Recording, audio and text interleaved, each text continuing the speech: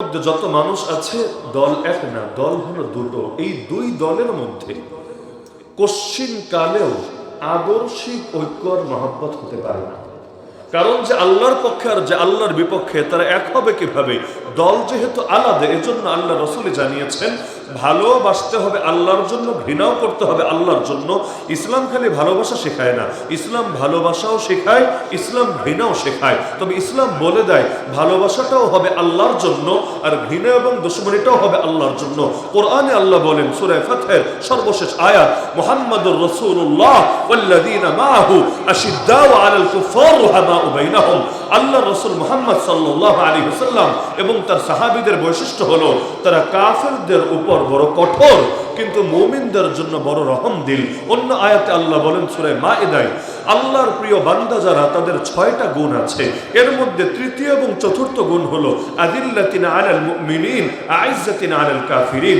তারা মুমিনদের জন্য, সেই মুমিন যে দলের হোক, যে ধারার হোক, যে মতের হোক, যে এলাকার হোক, যে রঙের হোক, যে ভাষার হোক, মুমিনদের জন্য তারা বড় নরম, কিন্তু ইসলামের দুশমনদের জন্য, এই কাফেরদের জন্য তারা বড় কঠোর। আল্লাহ রাসূল হাদিসের মধ্যে বলেন কিয়ামতের দিন আল্লাহ নিজে ডাকতে থাকবেন, আইনাল মুতাহাব্বুনা লিজালালি। আর ওই বান্দাগুলো কোথায় যারা একজন আরেকজনকে ভালোবাসতা একমাত্র আমি আল্লাহর জন্য? আল ইয়াউমা উযিল্লুহুম ফি যিল্লি ইয়াউমা লা যিল্লা ইল্লা যিল্লি। আজ আমি তোমাদেরকে আমার ছায়া জায়গা দেব যেদিন আমার ছায়া ছাড়া দ্বিতীয় কোনো ছায়া নেই। এমনকি হাদিসের মধ্যে আছে আল্লাহ রাসূল বলেন মান আহাব্বা লিল্লাহ ওয়া আবগাদা লিল্লাহ ওয়া আতা লিল্লাহ ওয়া মানাআ লিল্লাহ ফাকাদ ইসতাকমালাল ঈমান। যে ভালোবাসে আল্লাহর জন্য, ঘৃণাও করে আল্লাহর জন্য, দানও করে আল্লাহর জন্য, দান করা থেকে বিরতও থাকে আল্লাহর জন্য, সে তার ঈমানকে পরিপূর্ণ করে ফেলেছে। কারণ আবু বকর রাদিয়াল্লাহু আনহুকে যদি ভালোবাসে বলতে পারবে ভালোবাসে আল্লাহর জন্য। আবু জাহালকে যদি ভালোবাসে কোন মুখে বলবে ভালোবাসে আল্লাহর জন্য? প্রশ্নই তো আসে না। আর ধান্দার জন্য বলতে পারে, স্বার্থের জন্য বলতে পারে, কিন্তু আল্লাহর জন্য বলতে পারে না। এজন্য যদিও কোনোদিন দেখি নাই, কিন্তু বেলালে হাবশিকে আমরা জান দিয়ে, মন দিয়ে, প্রাণ দিয়ে ভালোবাসি। এই ভালোবাসার ব্যাপারে আমাদের কোনো আক্ষেপ নেই, কোনো দ্বিধা নাই। অপরদিকে আবু জাহালকে দেখি নাই, আবু জাহাল আমার জমিও মেরে খায় নাই, আবু জাহাল নৈশভোটও করে নাই, কিচ্ছু করে নাই, তারপর আবু জাহালের নামও আমরা শুনতে পছন্দ করি না। কেন? কারণ ভালোবাসাও আল্লাহর জন্য, ঘৃণাটাও আল্লাহর জন্য। তাহলে ঈমানদার এক দল আর কুফর যারা আঁকড়ে থেকেছে তারা হলো আরেক দল। ঈমানদার এক দল, এগুলো এখন শুনলেও মানুষ অবাক হয়। ঈমানদার এক দল, ঈমানদার তো এক সিরাজগঞ্জেই আছে কত হাজার দল। দলাদলির তো আর শেষ নেই। আমরা তো এত দলাদলিতে ভাগ হয়েছি, মানে ওই যে বড় ভাগ হলো 73টা। আল্লাহ রাসূল যেটা বলেছেন তার উম্মত 73 দলে ভাগ হবে, 72 দল যাবে জাহান্নামে, এক দল যাবে জান্নাতে। তবে এই বড় দল এগুলো তো বড় বা মূলের বিবেচনায়, কিন্তু এক দলের অধীনে অনেক ডালপালা থাকে, অনেক শাখা প্রশাখা থাকে। ওই রকম হিসাব করলে দল 72 73 না, দল শত শত না, হাজার হাজার আছে। বলে এক বাংলাদেশে কি পরিমাণ দলাদলি আছে চিন্তা করেন। কিন্তু আল্লাহ রাসূল জানিয়েছেন মুসলমান থাকবে এক দেহের মতো হয়ে। এক দেহের মতো মানে কি? দেহের কোনো এক অংশ যদি আঘাত লাগে অন্য অংশ সেই ব্যথায় ব্যথিত হতে হবেই হবে। আরে ডক্টর আফিয়া সিদ্দিক আমেরিকার কারাগারে বন্দী, তার বাড়ি পাকিস্তানে, তো কি হয়েছে? ডক্টর আফিয়া সিদ্দিকার জন্য যদি আপনি সিরাজগঞ্জের উল্লাপাড়ার লোক হয়েও আপনার দিল না কাঁদে, বুঝতে হবে আপনার ঈমানের মধ্যে ভেজাল আছে। মসজিদ আকসা আমাদের থেকে বহু দূরে ফিলিস্তিন নামক রাষ্ট্রে, তাতে কি হয়েছে? এখনো পর্যন্ত এই মসজিদ আকসা ইহুদিদের দখলে আছে এবং আমাদের গাজার মুসলমানদের রক্তে নিয়মিত আল্লাহর জমিন রঞ্জিত হচ্ছে। এর জন্য কারো অন্তরে যদি রক্তক্ষরণ না হয়, তার ঈমানের এখনো পূর্ণতা বহু দূর বাকি আছে। তাহলে সুতরাং দুনিয়ায় মুসলমান যতই হোক না কেন, ঈমানি ভ্রাতৃত্ব, ইসলামী জাতীয়তা, আজকাল তো এগুলো নিয়েও মতানৈক্য চলে যে আমাদের জাতীয়তার পরিচয় কি হবে, বাংলাদেশি জাতীয়তা নাকি বাঙালি জাতীয়তা নাকি ভিন্ন কোনো জাতীয়তা। অথচ কোরআন যারা পড়েছে, আল্লাহ রসুলের হাদিস যারা পড়েছে, তারা বিশ্বাস করতে বাধ্য মুসলমানের জাতীয়তা হবে ইসলামী জাতীয়তা।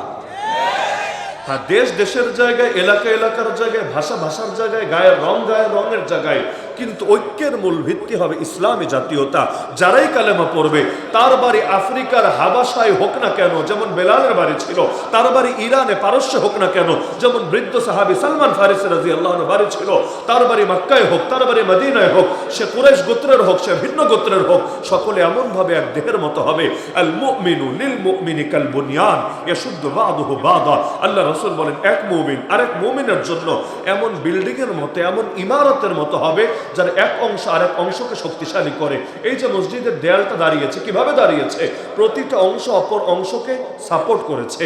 একটা ইট যদি আরেকটা ইটকে সাপোর্ট না দেয়, দাঁড়াবে কিভাবে? প্রতিটা ইট অপর ইটকে সাপোর্ট দিচ্ছে, প্রতিটা অংশ অপর অংশকে সাপোর্ট দিচ্ছে। এভাবে সাপোর্টের উপর ভিত্তি করে এটাকে 100 তলা 200 তলায় দাঁড় করানো সম্ভব। কিন্তু সাপোর্ট যদি না দেয়, নিচতলা নাই 2 নম্বর তলা কেমনে দাঁড় করাবেন? 10 তলা নাই 20 নম্বর তলা কেমনে দাঁড় করাবেন? নিচ থেকে সাপোর্ট তো লাগবে। আল্লাহ রাসূল বলেছেন, মুমিন সংখ্যায় যতই হোক না কেন, একজন আরেকজনের জন্য এমন বিল্ডিং এর মতো হবে যার একজন আরেকজনকে শক্তিশালী করবে। আপনি চিন্তা করেন, আজকের বাংলাদেশের সব মুসলমানই সারা দুনিয়া রাখেন, 200 কোটির কথা রাখেন, যদি এই দেশের 13-14 কোটি মুসলমান খালি এক হতে পারত, জনগণের 90% মুসলমান, তারা যদি খালি দ্বীনের মূল বিষয়, ইখতিলাফের জায়গায়, তো দ্বীনের মূল বিষয় যেটা নিয়ে কোনো দ্বিমত নাই, দ্বিমতের সুযোগও নাই, এই জায়গাগুলোতে যদি অন্তত এক থাকতে পারত, স্বাধীনতার 54 বছরেও এত শিরিক, এত জাহেলিয়াত দেখতে হতো। আজও পর্যন্ত সংবিধানে লেখা থাকে সকল ক্ষমতার মালিক নাকি জনগণ, অথচ যে পড়ালেখা করে নাই, নিজের নামে সাইনও দিতে পারে না, টিপসই দিতে হয়, ওকেও জিজ্ঞাসা করেন, বলো তো সকল ক্ষমতার মালিককে? চোখ বন্ধ করে বলে দিবে সকল ক্ষমতার মালিককে আল্লাহ। যে পড়ালেখা করে নাই সেই যদি বোঝে, তুই বেটা পড়তে পড়তে পড়তে তোর জীবনের বড় অংশ কেটে গেল, চিন্তা করতে করতে মাথার চুল পরে অর্ধেক টাক হয়ে গেল, তোমার এটা বুঝে আসে না যে জনগণকে সকল ক্ষমতার মালিক বললে আল্লাহর সঙ্গে শিরিক হয়। আর কোন রাষ্ট্রের মূল জায়গায় যদি শিরিক থাকে, তাহলে এর চাইতে বড় ব্যর্থতা, বড় লজ্জা, বড় আফসোস একটা মুসলিম রাষ্ট্রের জন্য কি হতে পারে?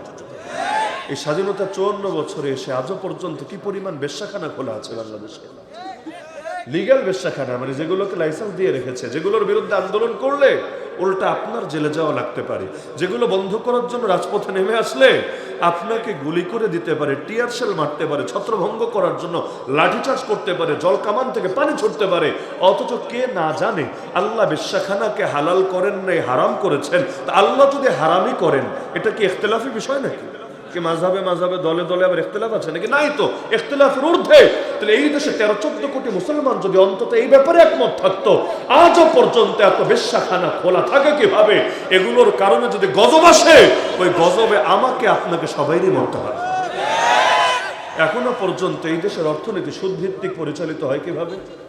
মুসলমান দেশের অর্থনীতি হবে যাকাত ভিত্তিক, ইসলামী নীতি ভিত্তিক।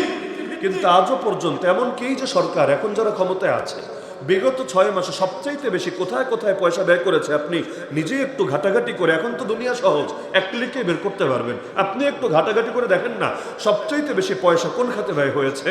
একদম শীর্ষে যে কয়েকটা নাম পাবেন তার মধ্যে আছে সুদ।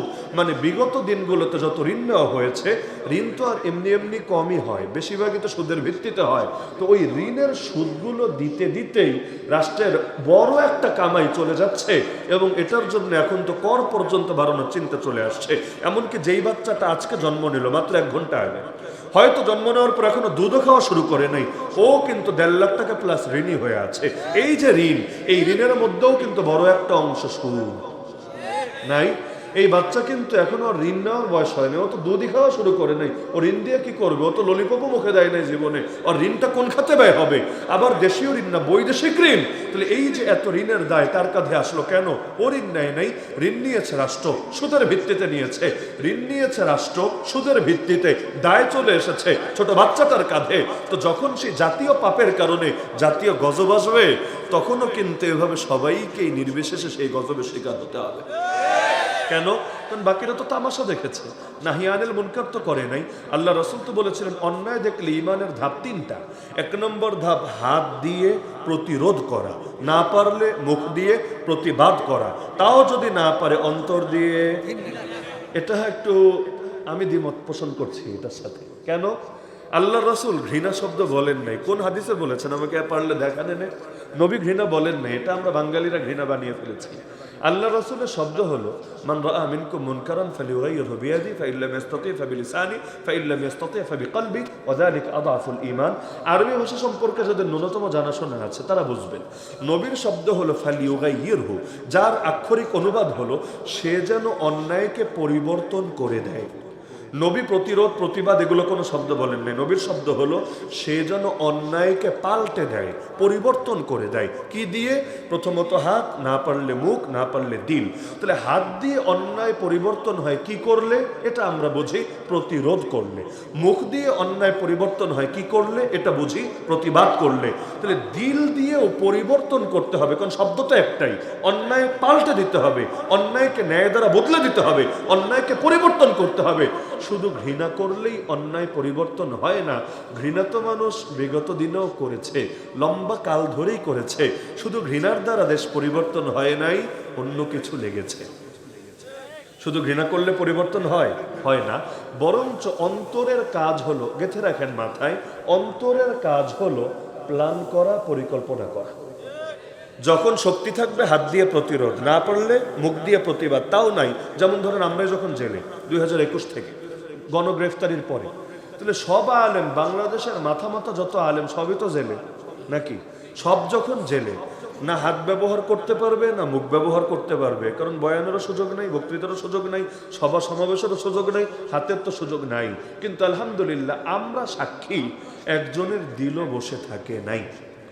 আজকে বাংলাদেশে যে একটা উদারতার পরিবেশ দেখেন, বা নিজেদের ভেতর পারস্পরিক বোঝাপড়া, ব্যক্ত ঐক্যের পরিবেশ দেখেন, আমি যদি দাবি করি এর সবচাইতে বড় অবদান জেলখানার, অস্বীকার করতে পারবেন না।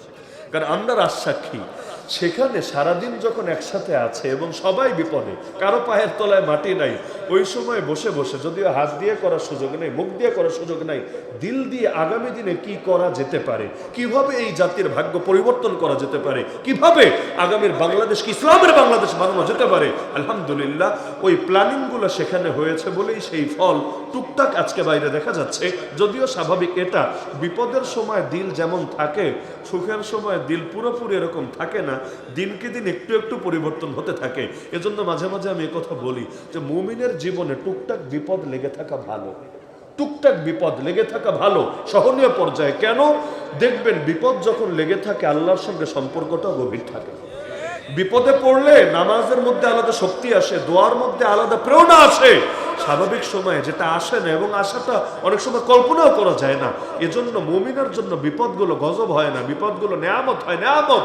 আল্লাহ রসুল বলেন মুমিন পুরুষ এবং নারী, তার সঙ্গে বিপদ লেগে থাকে এমন ভাবে, এক পর্যায়ে সে মাটির উপর দিয়ে হাঁটে, কিন্তু আমল নামায় একটা গুনাহ থাকে না। আল্লাহ বিপদের মাধ্যমে পবিত্র করতে করতে তারা নিষ্পাপ বানায় যায়। তাহলে বলছিলাম দুনিয়াতে দল হবে দুটো, এক দল হবে ইমানদারদের দল, তারা সকলে নিজেদের ভেতরে যতই দ্বিমত থাকুক না কেন, দ্বিমত নবীর সাহাবীদের মধ্যেও ছিল না? অবশ্যই ছিল। এমনকি নবীগণের শরীয়তের মধ্যেই তো ভিন্নতা আছে। এই নবীর শরীয়ত একরকম, এই নবীর আরেক রকম। ইউসুফ আলাইহিস সালামের শরীয়তে তাকে ভাইয়েরা সেজদা দিয়েছে, জায়েজ ছিল, সম্মানে সেজদা দিয়েছে, জায়েজ ছিল। কিন্তু আমাদের শরীয়তে, আল্লাহ রসুলের শরীয়তে মানুষ কোনো মানুষকে সেজদা দিতে পারে? নবী বলেছেন আমি যদি কোনো মানুষকে আদেশ দিতাম অপর কোনো মানুষকে সেজদা করার, নারীদেরকে বলে দিতাম যেন স্বামীদেরকে সেজদা করে, কিন্তু অনুমতি দেন নাই।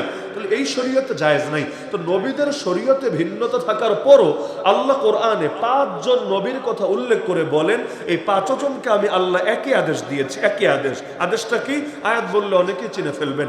আকিমুদ্দিন, আকিমুদ্দিন, আপনারা সকলে দিন কায়েম করেন, ওয়ালা তাতাফাররাকু ফি, এক্ষেত্রে আপনারা ফেরকা ফেরকা হয়ে যাবেন না, দলে দলে ভাগ হয়ে যাবেন না। আচ্ছা, স্বাভাবিকভাবে প্রশ্ন আসবে, আল্লাহ তো 5 নবীর নাম বললেন, নবী মুসা, নবী ঈসা, নবী নূহ, নবী ইব্রাহিম, নবী মুহাম্মদুর রাসূলুল্লাহ সাল্লাল্লাহু আলাইহি সাল্লাম। তাহলে কোন দিন কায়েম করব? নবী মুসার দিন না নবী ঈসার দিন, নবী নূহের দিন না নবী ইব্রাহিমের দিন, নাকি নবী মুহাম্মদুর রাসূলুল্লাহ সাল্লাল্লাহু আলাইহি সাল্লামের দিন? একটা চিন্তার বিষয় না? কারণ আল্লাহ 5 জনের কথা বলে বললেন সবাইকে আদেশ দিয়েছি দিন কায়েম করবা, আর দিন কায়েম করতে গিয়ে তোমরা ভাগাভাগি ভাগাভাগি হয়ে যাবে না। এমনকি রাসূলের হাদিসে আছে, আল আম্বিয়া ইখওয়াতুন লিআল্লাহ উম্মাহাতুহুম শাত্তা ওয়া দীনুহুম ওয়াহিদ।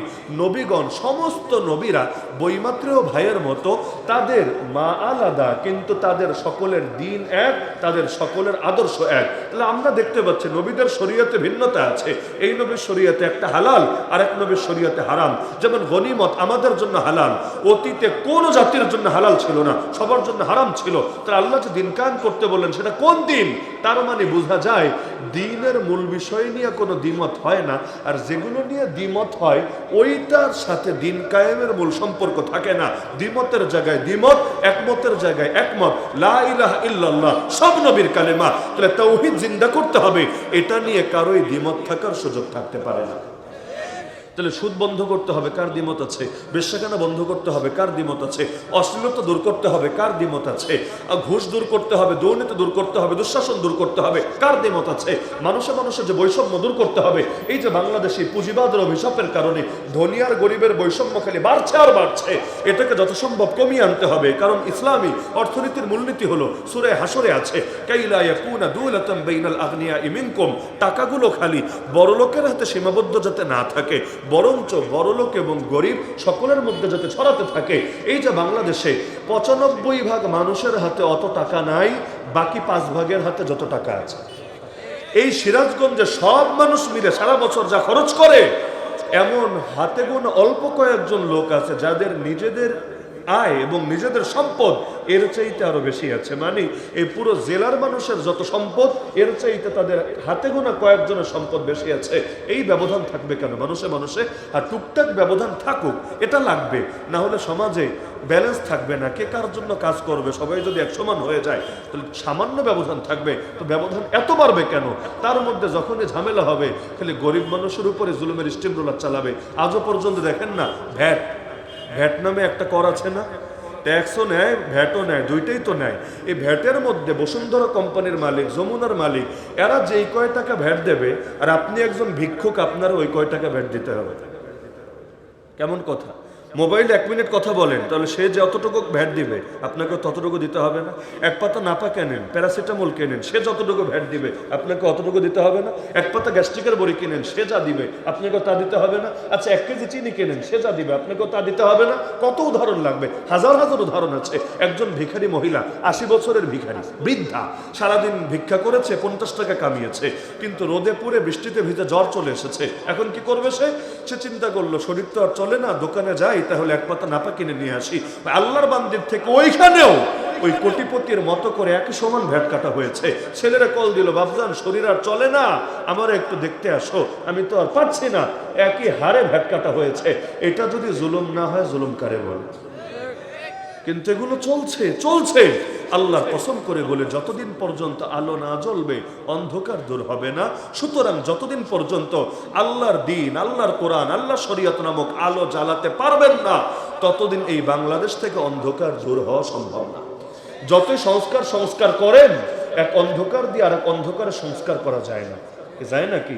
এক অন্ধকার দিয়ে আর এক অন্ধকারে সংস্কার করা যায় না, আলো দিয়ে সংস্কার করতে হয়। তাহলে অন্ধকার প্লাস অন্ধকার মিলে অন্ধকারের মাত্রা আরো বেড়ে যায়। যদি এমন হয় হামানি আদর্শ দূর করে ফেরাউনি আদর্শ জিন্দা করা হয়, তাহলে এতে জাতির ভাগ্যের পরিবর্তন হয় না, উল্টা পেরেশানি আরো বেড়ে যায়। সুতরাং আমরা জমিনে একজনেরই গোলামি করতে হবে, তিনি কে? আমাদের ঐক্যের ভিত্তি হবে ইসলামী জাতীয়তা, লা ইলাহা ইল্লাল্লাহ। যারাই পড়বে তারাই আমার ভাই, তারাই আমার বোন। নেই কোনো মাবুদ আল্লাহ ছাড়া, এটাই ঈমানের মূল কথা। নেই কোনো মাবুদ আল্লাহ ছাড়া, মানে হুকুম চলবে এক আল্লাহর, তরিকা চলবে মুহাম্মাদুর রাসূলুল্লাহ। হুকুম চলবে আল্লাহর, তরিকা রাসূলের, বাস এটাই কথা। কিন্তু যেখানে আল্লাহর হুকুম আনবে না, নবীর তরিকা আনবে না, সেখানেই শুরু হবে মূল দলাদলি। ওই দলাদলি দূর করা সম্ভব না। তাহলে সুতরাং আল্লাহর হুকুম আর নবীর তরিকা বাস্তবায়ন করা দরকার নাকি দরকার না? জীবনের সব ক্ষেত্রে। কারণ লা ইলাহা ইল্লাল্লাহ বলতে আমি এটাই বুঝি, আপনারা ভিন্ন কিছু বুঝলে আমারে বুঝাই দিয়েন, নতুন একটা সবক শিখে যাবো, সমস্যা নেই। বিশ্বজোড়া পাঠশালা মোর সবার আমি ছাত্র। আচ্ছা, আমি বুঝি লা ইলাহা ইল্লাল্লাহ মানে এটা, আমার নামাজের রব যিনি, আমার রাজনীতির রব তিনি, আমার জাকাতের রব যিনি, আমার অর্থনীতির রব তিনি, আমার হজের রব যিনি, আমার পার্লামেন্টের রব তিনি, আমার জাকাতের রব যিনি, আমার সংবিধানের রব তিনি। আমার কোরবানির রব যিনি, আমার কোর্ট কাছারির রব তিনি, আমার ব্যক্তিগত ইবাদত বন্দেগীর রব যিনি, আমার রাষ্ট্র পরিচালনা থেকে শুরু করে সভ্যতা সংস্কৃতি প্রতিটা সেক্টরের রব তিনি, যে সব ক্ষেত্রে এক আল্লাহকে রব মানবে, এক আল্লাহর গোলামি করবে, তার মুখে লা ইলাহা ইল্লাল্লাহ সাজে। কিন্তু যে এক জায়গায় আল্লাহ তো আরেক জায়গায় গায়রুল্লাহ, এভাবে গোলামি আর আনুগত্যকে ভাগাভাগি করবে, ও লা ইলাহা ইল্লাল্লাহ বলতে বলতে মুখে ফেনা তুলে ফেললেও তাকে ইমানদার বললে ইমানদার শব্দের অপমান হবে। তাহলে এই আয়াতের আলোকে আমরা প্রথমে বুঝলাম দল হলো দুইটা, রাস্তাও দুইটা। আল্লাযীনা আমানু একটা দল যারা ঈমান এনেছে, ওয়াল্লাযীনা কাফারু আরেকটা দল যারা কুফর অবলম্বন করেছে। আর নবী জানিয়েছেন কুফর যারা অবলম্বন করেছে ওদের মধ্যে যতই ভিন্নতা থাকুক ইসলামের বিপক্ষে সবাই এক। আল কুফরু মিল্লাতুন ওয়াহিদা। এমনকি আবু দাউদ শরীফে হাদিস আছে, আল্লাহ রাসূল বলেন সব দলের কাফেররা একদল আরেক দলকে ডেকে তোমাদের উপর একসঙ্গে ঝাঁপিয়ে পড়বে, যেভাবে প্রচন্ড ক্ষুধার্ত ব্যক্তিরা খাবারের প্লেট পেলে ঝাঁপিয়ে পড়ে। ইউশিকুল উমামু আন তাদা আলাইকুম কামা তাদা আল আকালাতু ইলা কাসাতিহা। আজকের দুনিয়া দেখেন, ইহুদি এক মেরুর জাতি, খ্রিস্টান ভিন্ন মেরুর জাতি। ইহুদিরা কিন্তু নবী ঈসা আলাইহিস সালামকে মানে নাই, বরং তাকে হত্যা করার চেষ্টা করেছে, তার ঘর পর্যন্ত ঘেরাও করে ফেলেছে। আমরা বিশ্বাস করি নবী ঈসাকে মারতে পারেনি, আল্লাহ আসমানে উঠিয়ে নিয়েছেন, কিন্তু খ্রিস্টানরা বিশ্বাস করে তাকে মেরেই ফেলেছে, তাকে শুলিতে চড়িয়ে হত্যা করেছে। আচ্ছা, যাদের ব্যাপারে ওরা বিশ্বাস করে যে এই দল আমার নবীরা হত্যা করেছে, তাহলে ওই হত্যাকারীরা তার বন্ধু হবে না তার শত্রু হবে? স্বাভাবিক ব্যাপার। যেমন কাদিয়ানিরা আপনার বন্ধু না শত্রু? কাদিয়ানির সঙ্গে আপোষের কথাও তো আপনি চিন্তা করবেন না। এমনকি সাধারণ কাফেরকে যে নজরে দেখবেন, নবীর এই দুশমনদেরকে আপনি কখনোই সেই নজরে দেখবেন না, সবচাইতে শক্ত থাকবেন তাদের বিপক্ষে। তাহলে ইহুদিরা নবী ঈসাকেই হত্যা করেছে, এটা খ্রিস্টানদের বিশ্বাস, আমাদের না। আমাদের বিশ্বাস আল্লাহ তাকে উঠিয়ে নিয়েছেন, কিন্তু খ্রিস্টানরা মনে করে ওদের নবীকে মেরেছে। তাহলে ইহুদি আর খ্রিস্টান ওদেরকে বন্ধুত্ব থাকা দরকার না শত্রুতা থাকা দরকার? এবং ইতিহাসের বড় অংশ জুড়ে শত্রুতাই ছিল। আপনি হাজার বছরের ইতিহাস পড়ে দেখেন, একদল আরেক দলের বিরুদ্ধে যুদ্ধ লাগিয়ে রাখতো। মসজিদে আকসা কখনো ইহুদিরা দখলে নিত, কখনো খ্রিস্টানরা দখলে নিত। যেমন সুলতান সালাহুদ্দিন আইয়ুবী মসজিদে আকসাকে স্বাধীন করেছিলেন খ্রিস্টানদের হাত থেকে, কিন্তু আজকে মসজিদে আকসা ইহুদিদের হাতে। তাহলে ওদের মধ্যে এক সময় লড়াই হতো, যুদ্ধ হতো, বহু কিছু হতো। কিন্তু এই যুগে দেখেন খ্রিস্টান আর ইহুদি মিলে মুসলমানদের মারার জন্য এক হয়ে গেছে। সাপার বেজে এক হলো কিভাবে? আসলে তো চিন্তার বিষয়, সাপার বেজে এক হলো কিভাবে? এই যে আমেরিকায় যে প্রেসিডেন্ট হয়, সে যখন শপথ পাঠ করে তার সামনে কিন্তু বাইবেল দেওয়া হয়, বাইবেল। ওই বাইবেলের উপর হাত রেখে তারপর শপথ পাঠ করে। যদিও এবার ট্রাম্প সাহেব এসে, এই আধা পাগল এসে রীতিটাকে ভেঙে দিয়েছে। তার সামনেও দুইটা বাইবেল রাখা হয়েছে। একটা হলো আব্রাহাম লিঙ্কন যেই বাইবেলে হাত রেখে শপথ করেছে, ওই ঐতিহাসিক বাইবেল। আরেকটা ওর নিজের মায়ের উপহার দেওয়া বাইবেল। দুইটা সামনে এনে রেখেছে, কিন্তু পাগলে হাত আর না দিয়ে এভাবে হাত উঁচু করে রেখে এরপর শপথ পাঠ করেছে। কিন্তু এতকাল পর্যন্ত রীতি যেহেতু ওইটা ছিল, এখান থেকে কি এটা বুঝে আসে না যে রাষ্ট্রীয়ভাবেই ওদের খ্রিস্টবাদের প্রতি ঝোঁক আছে? কি বুঝে আসে নাকি আসে না? এবং বড় একটা অংশ জুড়ে এমনকি ওই খ্রিস্টানদের পোপ পর্যন্ত, আমেরিকার প্রেসিডেন্টকে পর্যন্ত কোনো নির্দেশ দেওয়ার এবং কোনো একটা কথা বলার অধিকার রাখে, এবং বললে তারা সেটা শুনেও থাকে। এমনকি ওই যে আফগানিস্তানে যখন বাহিনী পাঠিয়েছিল, এটাকে তাদের নেতারা পর্যন্ত ক্রুসেড বলে, ধর্মযুদ্ধ বলে ঘোষণা দিয়েছিল। তাহলে একদিকে খ্রিস্টান আর একদিকে ইহুদি। আমি মনে করি আজও যদি আমেরিকা এবং পশ্চিমারা ঘোষণা দেয় আমরা ইসরায়েলের সাথে নাই, আমরা ইসরায়েলকে কোনো সাপোর্ট করব না, শেল্টার দেব না, আমি মনে করি, আপনি দ্বিমত করতে পারেন, আমি মনে করি আগামী 1 মাসের মধ্যে মসজিদ আকসা স্বাধীন হবেই হবে ইনশাআল্লাহ। ওই এক ইসরায়েল কিছুতেই মুসলমানদের সামনে দাঁড়াতে পারবে না। এমনকি শুধু হামাস না, তখন অন্যরাও একসঙ্গে নেমে যাবে ইনশাআল্লাহ। এখন নামে না, শুধু ওই জারজরা